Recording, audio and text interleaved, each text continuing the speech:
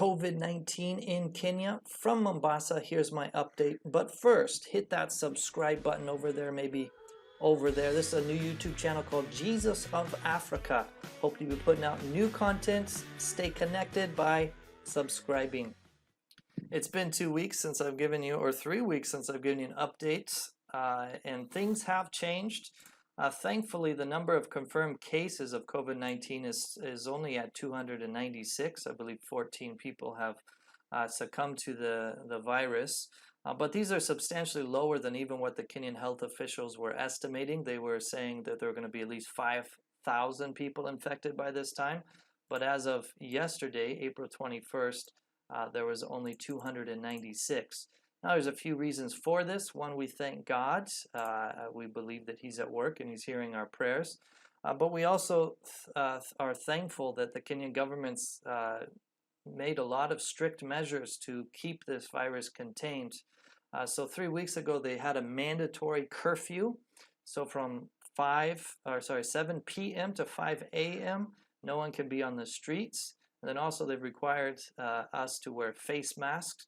If you don't wear a face mask and you're caught by police, you could be fined $200 or face 6 months in jail. Now, the flip side to these measures is that it's come with a lot of police brutality. The very first day, we're going to watch a short video here. The police were quite brutal, and it's actually led to at least 6 people that have died because of police brutality.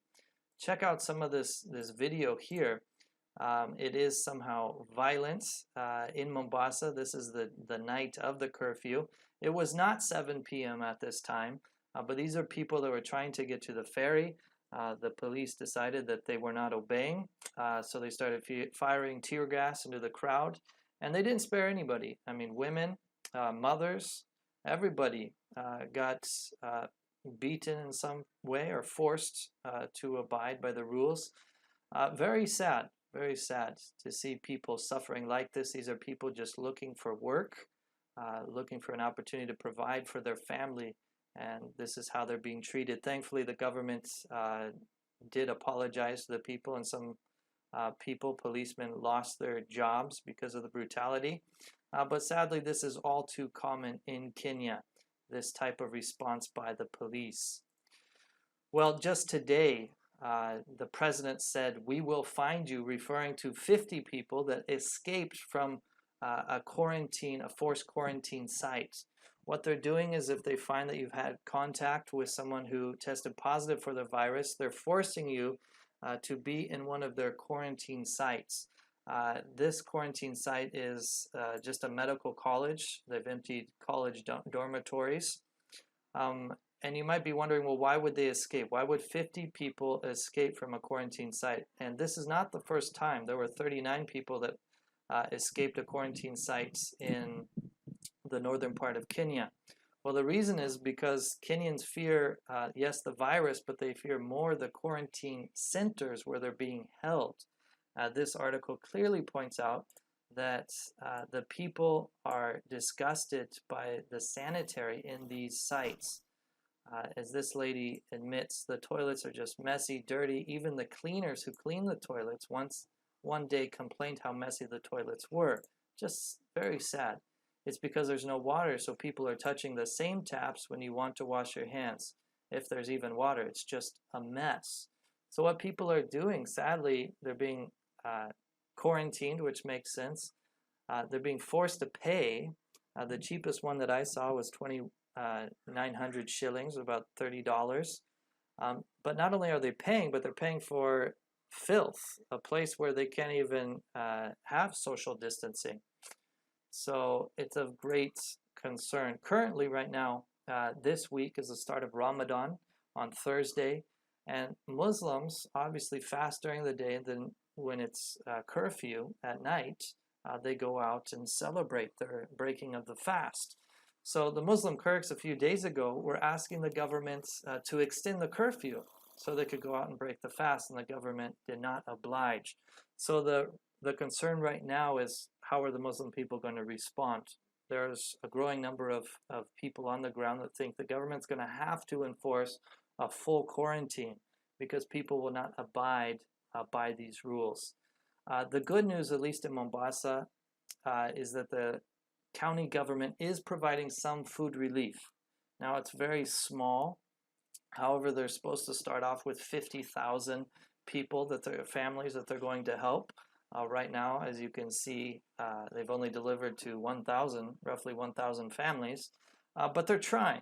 They're trying, and this whole site is supposed to have transparency, and you're supposed to see where the food is being distributed and who's receiving. Again, the big concern is 50,000. Well, who is in need? Everybody right now is in need. And if you're talking 1.3 million people in Mombasa and you're only giving 50,000, that's going to be very difficult to decide who's actually in need. And again, one of the fears on the ground is that there's going to be prejudices, there's going to be politics involved, there's going to be religious discrimination that goes on. So a major concern for people here in Kenya in the days ahead. One, is full quarantine going to come into effect? And two, people are hungry and the food distribution is not going to come in time. And even when it comes, is there going to be injustice in the distribution of food? Important question is, what would Jesus do if he was here? If he was in your shoes and my shoes, what would he do in this context that we're living in? Well, 2,000 years ago, there was no COVID-19, much less there was no Kenya. However, there was a governing authority of the day that oftentimes was corrupt and was pagan, and there was police brutality. During the time of Jesus, it was the Roman Empire that ruled the land, and they were unjust. And one day, the question that many people were asking was asked to Jesus, and that was, should we give taxes to Caesar and to the Roman Empire? And of course, Jesus, he said in Mark chapter 12, he asked for a coin, and he said, whose image is on the coin? And they said, it's Caesar's. So Jesus says, give to Caesar what belongs to Caesar, and give to God what belongs to God. And here is the principle that Jesus communicates throughout Scripture, and that is that God is sovereign and control, even in over the most powerful people on this earth. God is in control. Therefore, we should be obedient to that governing authority. So for this instance, pay taxes. But right now, here in Kenya, it would mean that we should be obedient as believers in Jesus. We shouldn't defy the orders to be in lockdown and run the streets or have church services, but we should seek how to glorify God while being obedient to the governing authorities. In Romans chapter 13, verse 1, let every person be subject to the governing authorities, for there's no authority except God, and those that exist have been instituted by God. Verse 2, therefore whoever resists the authorities resists what God has appointed, and those who resist will incur judgment. You see here, God is the one that actually has allowed these people to be in that position.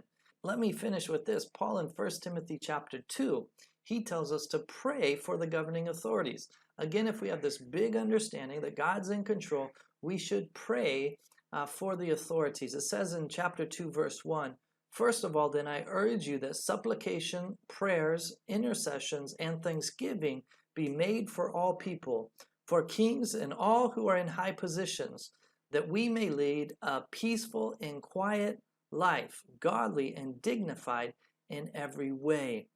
So Paul says that we should pray for these people so that God's justice might be evident in us and in the land, that we would pray that there would be peace, that these people would know God and live in a way that God's glory would be made known. Now, if you have questions, disagreements, please in the comments sections, I would like to hear from you, and we can continue to talk. What would Jesus do?